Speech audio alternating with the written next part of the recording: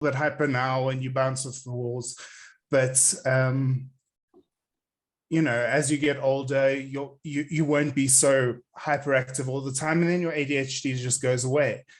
And, you know, that's what I believed. And then I went through high school and I was still on my meds because, you know, they helped me study. But then, you know, I took a gap year and I went off my meds and it was fine because I was living life and doing this and that and just having a good time. But then when I got to university and the wheels fell off because I wasn't on my meds and I wasn't diagnosed with ADHD, I had no idea what was going on.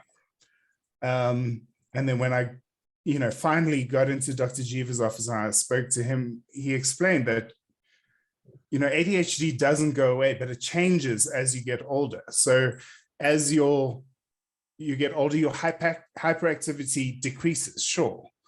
But what increases is the impulsivity, which when you think about it is far more dangerous and destructive for an adult. Because things like, you know, your likeliness of becoming addicted to something increases, or the fact that you can't drive slowly, so you need to get to from point A to point B in the fastest possible time, or you know, not just not being that worried about what sexual partners you have or who you're having them with, or if the opportunity presents itself, you just go for it without even thinking about the consequences, because your impulsivity is just out of control. So as an adult, it's really harmful. And I think that was my biggest eye-opening moment when I was re-diagnosed as an adult. What is the best thing about it, Graham? The best thing was that there was a reason, and I wasn't going crazy or broken, or, you know, there was a place for me to move forward once I knew what was going on, because it honestly just felt that the wheels had come off and I didn't know what was happening anymore, because high school had always been easy. I kind of skated through on, you know, medium amounts of effort, but by no means was I, you know, studying till 8 o'clock at night.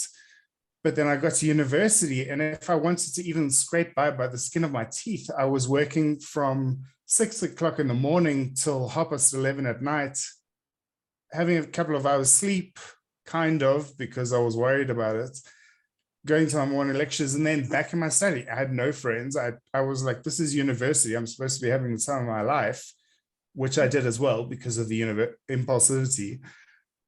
But I was either completely engrossed in what I was working on, or absolutely off the charts, not even thinking about any consequences. Yeah.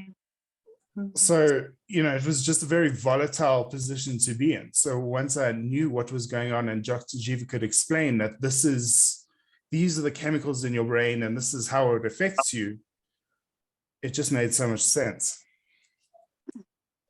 Yeah, so I think the biggest thing for all of us is to know, I'm ADHD myself, to know we're dopamine scavengers. We're looking for dopamine. We're sniffing wherever we go. How can we get that dopamine? And exercise is obviously the best treatment for ADHD, but the ADHD meds do help in the sense of it does help create dopamine in our brains too. Yeah. So otherwise, yes. Sorry, I was just going to ask about side effects with some of the meds. I don't have a lot of experience with it, but how does it suppress? Is there anything that we as healthcare workers should know about, like with the side effects of the meds? Does it suppress appetite? Does it increase appetite? Like, what are the concerns? So Bernice is it's different to everybody. So I'm on the 10 milligram of methylphenidate. I have no side effects, absolutely nothing. But some do have decreased appetite. Some are depression, some are anxiety, some are, I mean, it can be a whole range of things. So I found in my experience, it's been very unique to every client. Okay. I don't know if you, Graham, how you found it? so I was fortunate in the doctor that I saw. We took a long journey to get the medication and the time that I take it just right. So I take a slow release Concerta in the morning, which kind of arcs up slowly. And at the same time, I take a fast release Ritalin, which spikes quicker. So I'm at top of my game at 9 o'clock when I get to work, and then the slow release kicks in over lunchtime. Then I take, so it's very individual. Yeah, it's very carefully worked on the way that my body works. Yeah. But I mean, I think the hardest thing is that when you first go into the medication, it's a process to get it right. So you've got to have patience and let it, give it a try, and be honest with yourself about what's working for you and what's not working for you. If you need to go on, something extra at the end of the day just to help you turn off your brain, try it. Yeah. But if it's necessary, it's necessary. Yeah. I think it's far more dangerous for me. Being unmedicated was leading down a very bad path. I think that, it's a very individual thing, and you just need to give it a try and try a couple of different things, and don't lose hope if it's not working the right way immediately, because there's so many ADHD drugs and there's so many ways that you can take it, or combinations. You really just need to try and find someone knowledgeable that can guide you, and someone that can help you with the right schedule or program. Bernice, there's so much surrounding medication, because what Graham said is so important, finding the right psychiatrist that's willing to go through that journey with you and see what works for you and what doesn't, because there's so many myths out there about ADHD medication becoming something that people get addicted to and having withdrawals. Firstly, most ADHDers forget to take their medication, so there's no way that they're getting addicted to it. And secondly, with the withdrawals, they are 0 to none withdrawal effects with ADHD medication. It's not like SSRIs and all of that. So it's important to work with a psychiatrist that specializes in ADHD. And I think as a team as well, we've been sifting through ones here in Johannesburg that we are willing to refer our clients to. So it's very, very important. Don't feel shy to leave a psychiatrist and go find someone that you gel better with. I see. Okay. I don't have a question. No, I just wanted to share a bit of my experience as well with the medication. It's immediately when I take it at times, so it would suppress my appetite. But trust me, it wears off. I'm as hungry as I don't know. So that's what happens. And my journey has been like, I was on Concerta. It made me feel like a zombie. It didn't work out for me. Then I moved to Ritalin, and I was on the long, slow release one. And then from there, I changed to the short acting. That seemed to work better for me because it would kick in quickly. But obviously, I had to remember that around 12 or so, it wears off. I have to take it again. So some of the effects from it would be my palpitations and all that, anxiety and all that. But I am a health professional as well. So those are the things that actually I've observed that they happen. And with me, I was diagnosed as an adult. But when I look back, actually, I can see that I've always had it. And I've been good with my academics. I mean, I finished matric at 16, got a PhD very early in life and all that. And in my culture, there's nothing like ADHD. It's more like, I'll use this word, I guess it's a safe space. It's like, it's white people's problems. That's what I call it. If you're lazy, if you come like me, you have a degree, you have this, and you're starting to forget. They're like, please, those are solved problems. Like it doesn't exist, so you can't explain to anyone. So, with me, if I'm writing a test on a Wednesday, I could only study on a Tuesday, but trust you me, I would go and nail it. But if on Monday, I would procrastinate and all that. And it has worked for me for all my varsity years and all that. Up until through postgraduate and all that.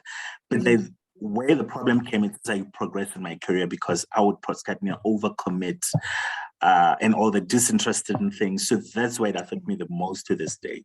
But that has been my journey. Yeah. Thank you for sharing. Thank you. I'd love to hear more about Thanks, your Ada. journey. Thank you. So, yay, our guest speakers arrived. Owen, without ado, Good evening, everybody. we've got like half an hour What's now. up, Yo-Yo? So I'd like to welcome you all to Owen. He's going to be talking to us about the secrets of the ADHD brain. Thank you, Owen. Thank you so much, Tracy. Can everybody hear me? Good. Yeah. Okay, so thank you, Tracy, so much for the opportunity to share about ADHD and the secrets about, or the secrets secrets of the ADHD brain. There's a lot. I love ADHD. So thank you, Tracy, so much for the opportunity and the School of Life. I really appreciate all that you all have done, all that you all have shared, all that you all have taught me. I'm very grateful. So I'll just share a little bit about myself, and I'd love to share from my heart, because I am ADHD and I've experienced life not even knowing I was ADHD, and I experienced life after being medicated and having my ADHD under control. And that's where I'd say all the secrets lies when you are able to manage and understand yourself and the people that you connect to. I'd say that's when life becomes, or ADHD's power is actually used, or what makes us different becomes something that is not disrespected or misunderstood anymore. It becomes something that is accepted, and relationships that work and things like that. So I'd like to share a bit about myself, and then I'll begin. That's okay with everyone. So my name is Owen Barnabas. I'm 31 years old. I'm a Christian, and I'm married. And I have two beautiful children, Wade and Gabby, and my wife's name is Claire. And so they are everything to me, and I give God all the thanks and all the glory for everything that He has done for me. And I look forward to sharing with you. So from the time I was young, I would understand myself to just be a very just a busy person. My mind was always busy. I never settled down. I was always getting into trouble. I was the class clown. Teachers didn't like me very much. But to me, I felt like this is how life is. If I was speaking to everyone, or if I was always in trouble or doing something mischievous in class, I thought that this is what it was. I didn't ever think that I had a problem, or that ADHD even existed at that time. But when I started, so as life went on, it was in 2009 actually when I met Tracy, and I realized that I had a lot of learning difficulties, and I couldn't stay focused on the things that I actually needed to do. I was always I would start big, I would start something, but I would never ever follow through with it. I would have all the tools that I needed in order to be successful, but once I had the tools, it'll just fall away. All the drive, once you have everything, all that drive just disappears, or that motivation or the thoughts or all of that, the procrastination really takes over. And I'm going to share a bit about what it was like before I understood that I was ADHD. So there's a few things that I'm going to speak about today, and it's gonna match, or it's gonna link up with each other. But one of the big things that can say I experienced throughout life was emotional control and really deep anxiety and the really deep thought processes that allowed my mind to start believing things that actually are not necessary to even go into. And I want to explain to you why that happens, being an ADHD person. I'd like to start off by saying that it's not being ADHD. I see ourselves as totally different from any neurotypical people. I feel that the way that we fit into society, I feel that how society is and how processes work in normal day life,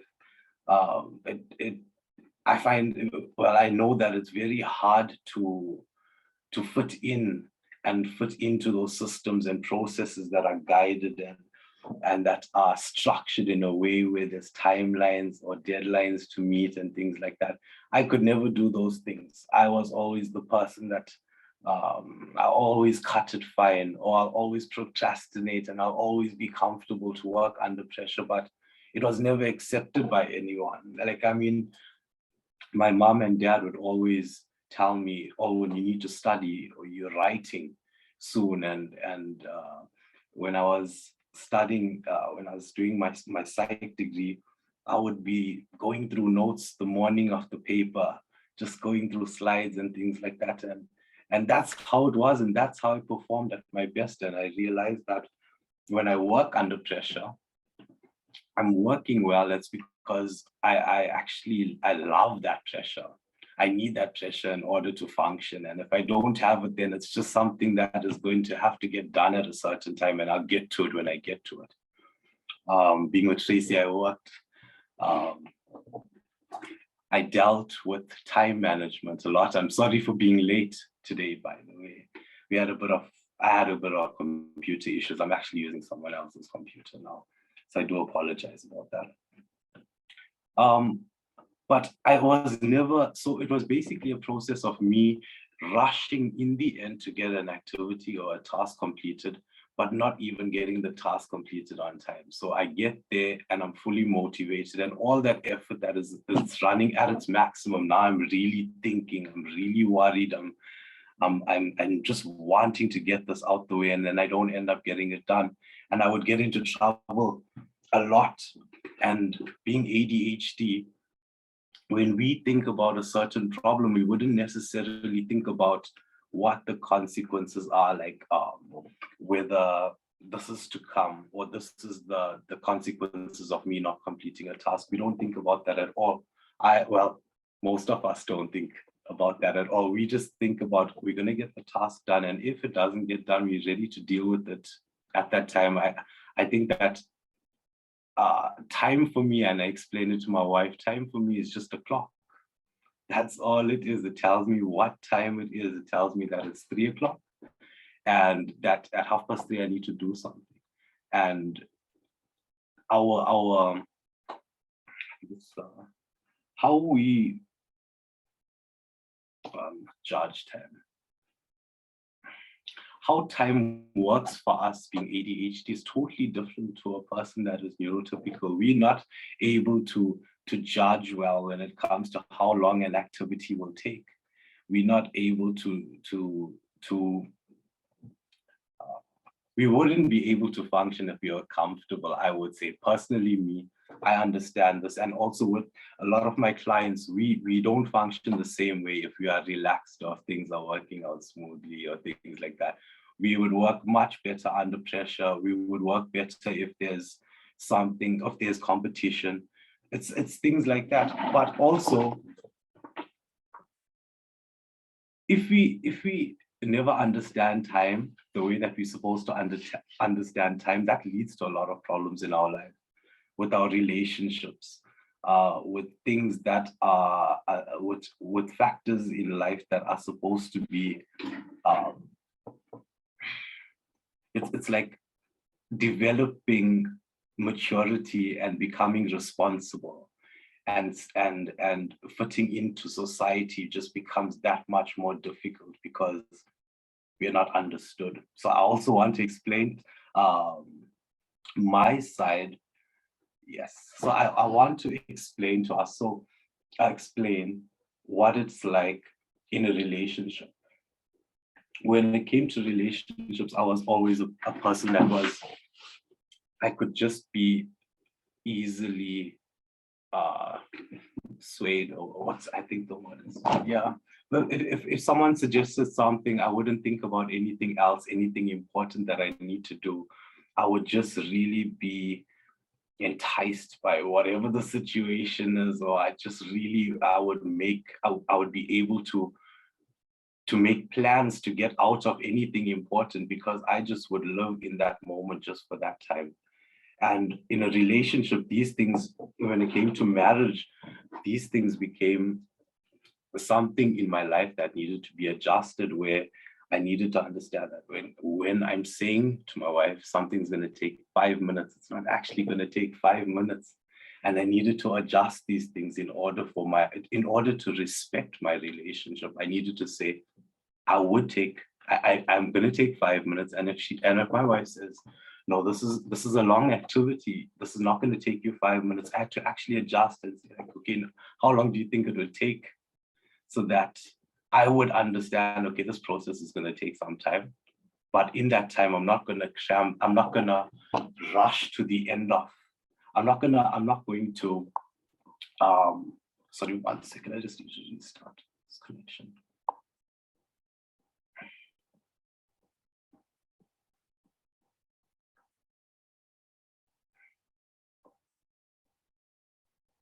Sorry about that. I realized that I need to respect a neurotypical's understanding of time in order for me to be successful as a husband in our home, respectful with regards to being at home and supporting my wife with the children, because for me, those things just fall away. When I'm working or I'm dealing with the client, I'm so invested into this that I would not even think about was getting supper or an important phone call or a meeting or someone that needed to be picked up. These things just fall away because I'm now focused on this one. I'm just focused on dealing with my client. It also gets to a point where in relationships and understanding and being understood as an ADHD person, so briefly, an ADHD mind to me is a mind that's very deep, very, very deep and very powerful, but I understand the power it can either go both ways if it's not managed. And that's what I learned the most from in the school of life, is the skills in managing such a powerful mind. And the secrets in the secret in an ADHD mind, I understand. It only comes out when you understand how to function, how to control, how to manage your emotion, and how to deal with opinions with people, from opinions that are from other people. But our minds are like this. We think about sometimes the craziest things. I can lie in bed and I can listen to the clock tick, and that is distracting to me, and that will prevent me from sleeping. Anything, I can lie up and look at the ceiling and think about the person that footed that part of the ceiling. What did he eat that day? Things like that. And these things distract us. And it's very hard for us to stay focused on something or to listen to someone when our minds are this way. And for me, understanding how to manage my mind and how to control and respect my mind and to invest into things that I know is going to be beneficial, or that is going to be good for me, that was something that changed. That is something that changed a lot in me. When we speak about something, I understand that when someone says something, we always, well, not we always, most of the time, we tend to predict already what is to come. So if we are going to a certain place or to see a certain person, we predict what the situation might be, and our minds are already in that, we are already in that attitude or mindset before we get there. And that I realized was a big problem, because we miss out on so much. We're not saying that we are ADHD and neurotypical people can't help us, or we can't learn from them. But we already go there thinking that, okay, if we're going to see a psychologist, we already think that, okay, the psychologist will ask us these questions, and then in the next session, this is what's to come and things like that. But we already set ourselves up for disaster because our whole mindset is different. Our attitude is different. When we go there, we go there with we go there predicting already that this is not going to be something that's going to help us, and we lose out a lot. Until I took time to understand and listen to a neurotypical a mind, or listening to other people and just being quiet instead of just talking and talking and talking, because I understand ADHD people to talk a lot, sometimes be a bit loud. But listening to people made me understand that, like, some things are not as complex as we think they are. There's so many things that are just the way that it is. Someone could say something, and instead of predicting that they mean harm, or someone gives you criticism, constructive criticism, and they say something, we are already in a point, we are already in a position of thinking whether this person does, whether this thing is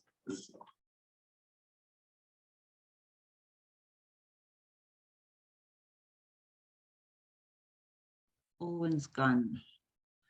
Okay, so let's go to the secrets of an ADHD brain.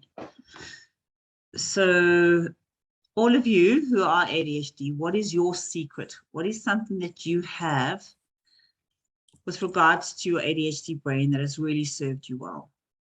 So mine is being able to work in a crisis, and being able to work very well in a crisis and function like a pro. Doesn't mean I don't break down in the shower afterwards, but in a crisis, I'm really, really good. You break down, Tracy? That's a big secret. Yeah. In the shower. Hug. Yeah, when everything's become quiet and calm, I go shower and I just break down, because what the hell happened there?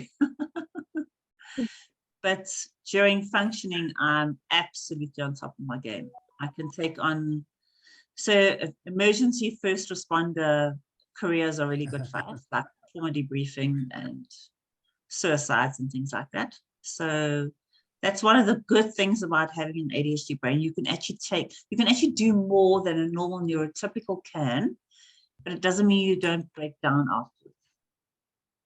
I'm going to put Des on the spotlight. He said, or she said, I don't know whether it's a male or female, but they said hyperfocus, and we were just talking about that. So I just want their perspective on in what way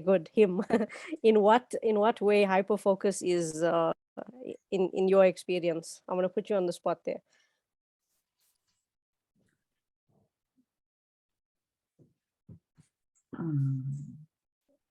Katsana says being able to work very well under pressure, procrastination, and perfectionism.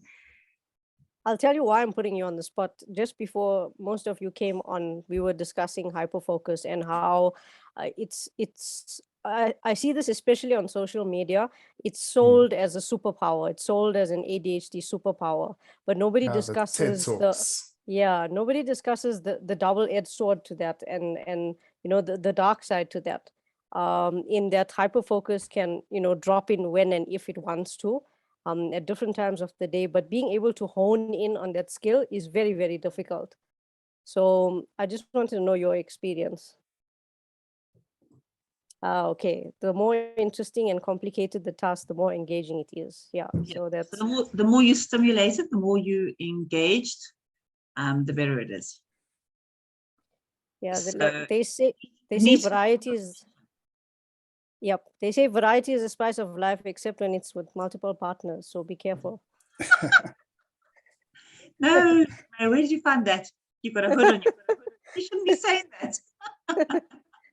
We said So- secret, so. All right, so I'll just repeat what I was saying earlier before the call.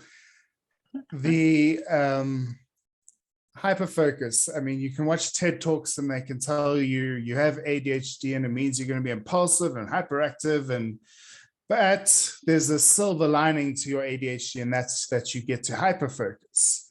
And they, yeah, like Samia said, it's like the superpower, and it is. When you hyperfocus in the right time, it's amazing. You can get the best work done.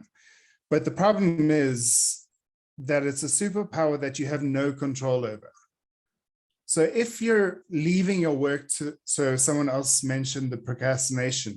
If you're saying, okay, I procrastinate, but it's fine because when I have 1 hour to go, my hyperfocus is going to kick in and I'm just going to get it done. That's not how it works, all right? And if that's how it works, out of a 3-step job that you have to do, you're going to be hyper-focused on step 1 and run out of time to do step 2 and 3. All right, so you'll be partly done, but 1 is going to be really, really well done. So if you're expecting your hyper-focus to,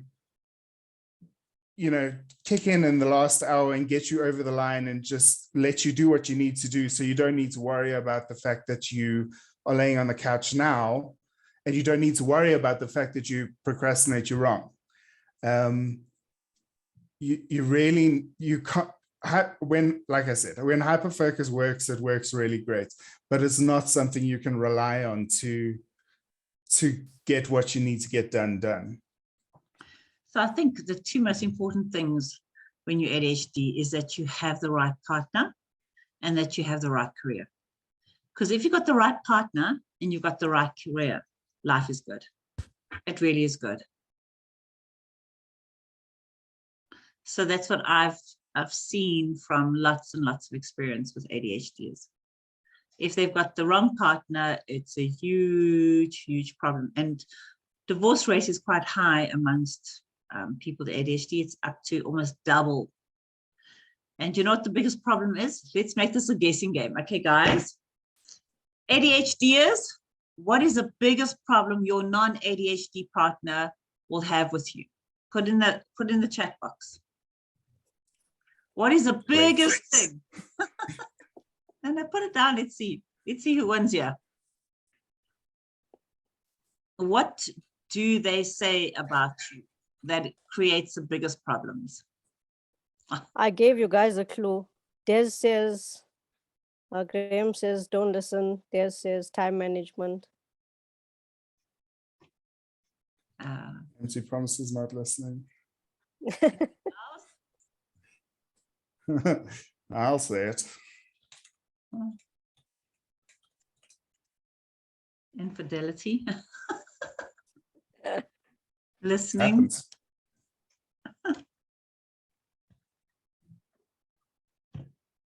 Okay.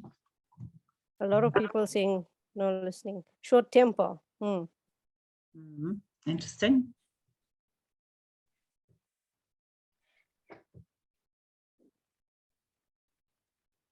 So a lot of people said not listening.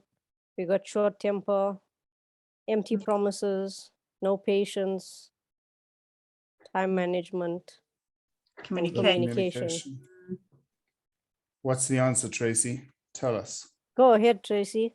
You ready, guys? Most of you Ready. got it right. It is not listening. So we here to defend ourselves. We do not here to listen. And sometimes we just don't hear. Yes. no, our minds are so all over the place. But it really is about not hearing to respond. It's hearing to defend or listening to defend. I'll give you an example that Dr. Jiwa used to use quite often. He used to say, you send your child, your ADHD child to the room or go upstairs, go and fetch me, A, B, C, D, E, F. And he comes back down with 2 out of 5 of the items. And then, the battle starts. You're telling your child, you don't listen when I talk to you. I told you to bring this and this down. And the child's like, no, you didn't tell me. All you told me was to bring this down. And Dr. Jiwa used to say both of them are right, because the parent did say bring ABC down, but all the child heard was just bring A down. And so, that was the communication and listening issue when it comes to ADHD, that is very, very common. So there's a video he used to play as well. And it's a video of what an ADHD child hears in a classroom and what a non-ADHD child hears in the classroom.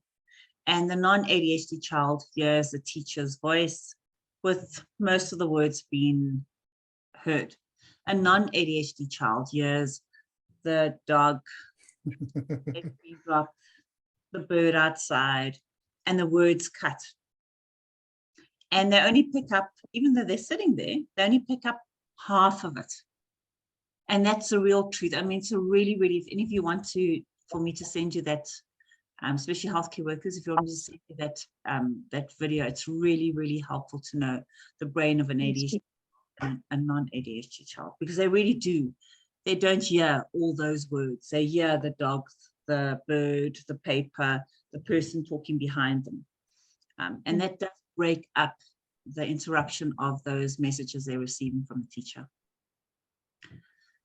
I have a question in keeping with what Olwen was saying. I think Olwen was getting to point out the pros and cons of having certain skills and certain characteristics being ADHD. But I'll pose this question to Graham, because you mentioned it earlier on of how hyperactivity changes form from when you're a child, and then it's different when you're an adult, right? And you gave a few examples of that.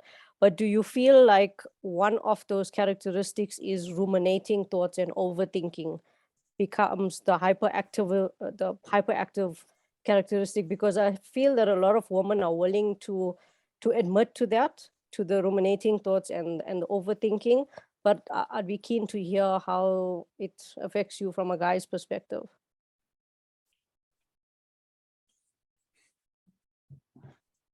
I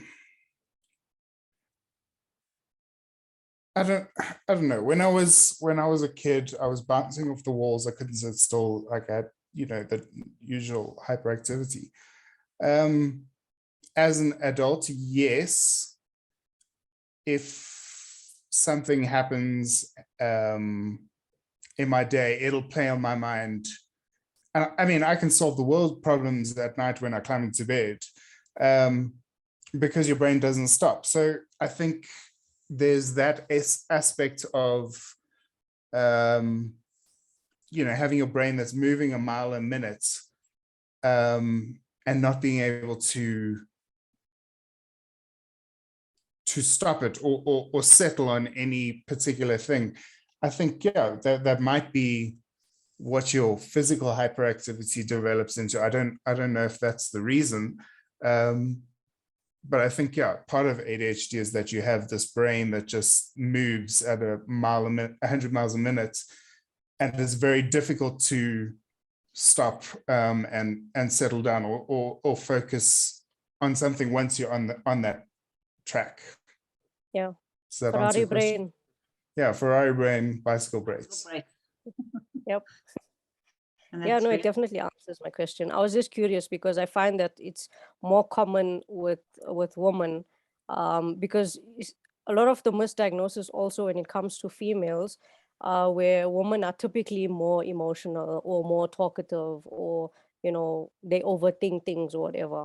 But I found that a lot of the hyperactive tendencies that weren't present as a child outwardly. So boys would be more outwardly hyperactive. Girls had the overthinking. Hyperverbalization. Yes, and the hyperverbalization, the verbal diarrhea. And then that, as an adult, became the overthinking. So, you would ruminate around something that specifically happened, and you won't be able to let go of that thought or that incident as easily, switching over. And I found that more common in women. Maybe it doesn't change. Maybe we just learn to mask it better as we get older and keep it inside. And that's how it becomes this internal monologue rather than this word vomit that we just spray on everyone that passes us by. Yeah, we become more socially aware as well of what's more acceptable in our surroundings and, that kind of thing. There's a question or comment here in the comment section, Tracy. It Yeah. says, Tracy mentioned right career plus the right partner. I'm more interested in right career. Which are those? Okay, let me get it for you. I'm going to pull up a slide now. We had a webinar with Brilly, and it was about exactly getting the right career. So I'm going to quickly share my screen with you. Let's go here. So, yeah, so it's really, really important we have the right career. Let's go slideshow. Current. Okay, so we need passion-fueled, high-intensity, ultra-structured, lightning pace, hands-on creative, and independent risk-taker. And those are, okay, so let's go back then. So nurses, doctors, startup workers, chefs, creative workers. Let me just find it exactly. Let me just quickly stop sharing now. I'll find you the exact list of all the names of it. It'll probably be better than. While Tracy finds that a lot of ADHDers do well in business as well, because usually the thing that stops or creates barriers for neurotypical people is the ability to be impulsive on certain decisions. And I find that business people are quite successful in business having that ADHD mind, because they're able to think firstly more creatively than anyone else. There's that very out of the box thinking, so they're not limited by, you know, what people may perceive to be, you know, things need to be done in a certain way. And also that impulsivity side of things can be very useful in business or those sorts of skills. Yeah, so these are the 8 dream jobs for somebody with ADHD, a teacher or a coach. So a lot of our School of Life coaches are ADHD. Why? Because it's a different problem, a different person, a different challenge. We love the variety, and we find certainty in the variety, and it's meaningful. So we're looking for something meaningful. Teachers as well, it's the same thing. You're creative, and it's short-term little projects all the time, and kids bring out a different energy in us. A journalist, so that's also exciting, it's creative, it can be rewarding, and it can also be short-term, so you have instant gratification there. A chef, so I've got 3 kids. 2 of my sons are chefs. They work on the super yachts, and my other daughter's an advocate, all ADHD, and yeah, it really suits them. Their careers they've got, again, the boys, my sons are, it's, you know, satisfying. They have different foods, different recipes, different people to serve to, so it really works well for them. And then Michelle is just different challenges all the time. So a chef really works well. A beautician, okay, because again, it's creative and short-term focus. Small business owner, okay, hours are flexible. You can be your own boss, and you can also create a lot of variety. Emergency first responders, so that's your firefighters, that's your paramedics. So a lot of us ADHD coaches also trauma debriefers, which also we really good under pressure, when we have to remain calm, we have to just be at our best. That's definitely something that I know works well for me. Give me a suicide, give me something that's really bad, and I'm really good at it. Afterwards, well, that's another story. But in the moment, it really is good for me, or good for others. High-tech starter. So again, there. Okay, so jump starting overstimulated environment as a tech startup. Computer technicians rove throughout the company. So also a lot of people with ADHD love computers. So web designers, coders, all that sort of thing, they're really good at. Then the arts as well. So fast-paced artistic environment. So that can be TV, that can be advertising, that can be acting, whatever. Variety is the most important. We need to be stimulated. We need to be, if we stimulated and we engaged, we're good. All right, thank you. Like, I can relate to that. Let me just share this. This week, actually, I'm on a recruitment process for some position and all that. So I was going through, it was a 3-hour assessment that they scheduled for me. The first one was a role play, where they give you a scenario and then the other person is an actor. But the second one that I wanted to talk about, it was like a fact finding. So they gave it like 1.5 hours. That's where my ADHD superpower sort of like came on. I finished that within 40 minutes or so. And because they just gave me a scenario and said, okay, fine, you have to ask this person for whatever more information you need to sort out this. And as I was still reading that, I already knew what the problem was. And then I asked the questions about 4 or 5 or whatever, and they were like, okay, fine, do you want to get some more time before you come up with a solution? I was like, no, I already have a solution. And then I did it. And actually I nailed that assessment, but like it was like 1.5 hours, but because for me, it was so boring to actually have the 30 minutes to read and all that. But I think that's where the secret of the superpower kicked in, because just by reading the scenario, I already know these are the gaps. This is what they're trying to test and all that. And got it. Thank you. That's brilliant. Well done. Yeah, that's You know, a superpower for sure. Yeah, definitely. You know, there's just on the business side of things, whoever's here, like entrepreneur and, you know, business side of things, always have someone to be a soundboard for you when that impulsivity takes over, when the admin takes over and the financial stuff comes in, because ADHDers are very quick to making money, but very, very loose to losing the money also. So always, always have that soundboard that can balance you out, because you're there to do all the running and the good stuff, but have someone who can ground you as well. So that's just one thing to consider also. I think it's really important we focus on our strengths, and then we give out what we're not good at. So if you're not good at your finances, give it to somebody who is. If you're not good at your admin, give it to somebody who is. Focus on your strengths. So a lot of the time we try and do our strengths and our weaknesses. So I don't believe we have weaknesses. I believe we have undeveloped strengths.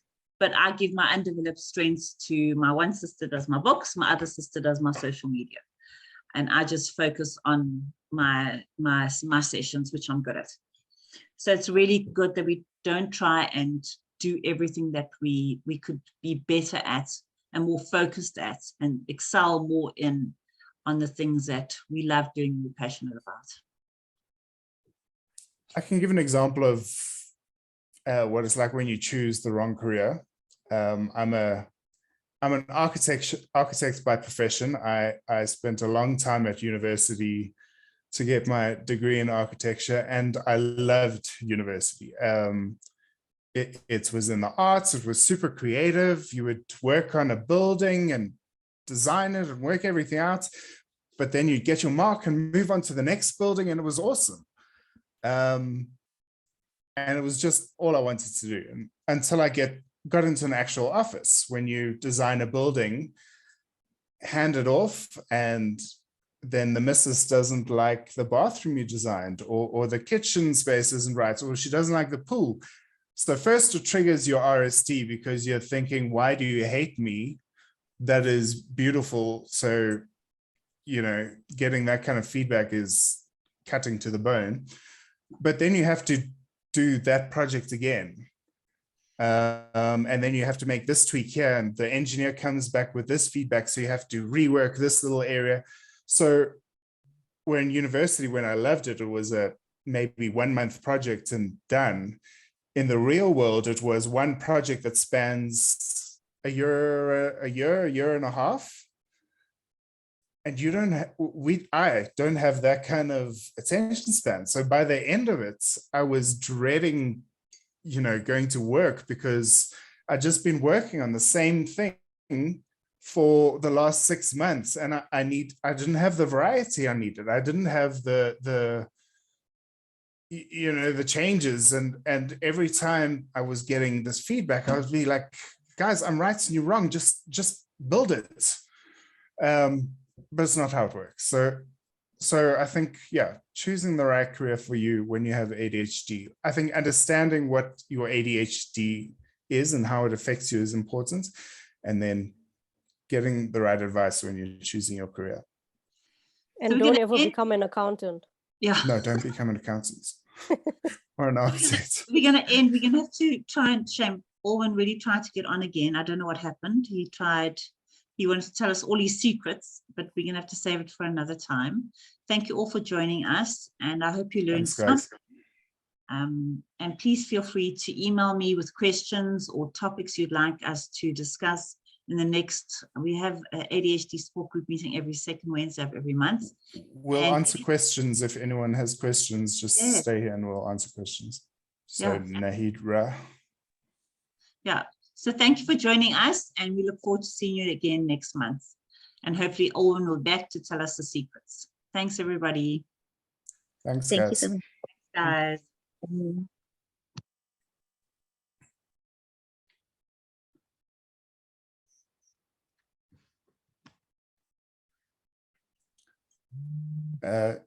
Nadira, did you have a question? I saw her hand. No, she's gone. Okay, never mind.